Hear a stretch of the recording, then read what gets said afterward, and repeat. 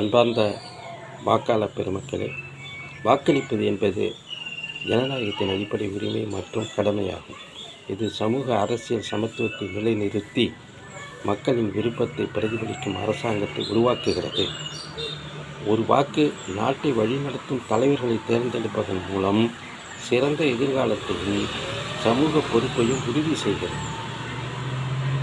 வாக்களிக்காமல் இருப்பது ஜனநாயகத்தை பலவீனப்படுத்துவதுடன் தவறான பிரதிநிதிகளின் ஆட்சிக்கு வழிவகுக்கும். எனவே வாக்களிப்பது மிகவும் அவசியமான ஒன்றாக இருக்கிறது.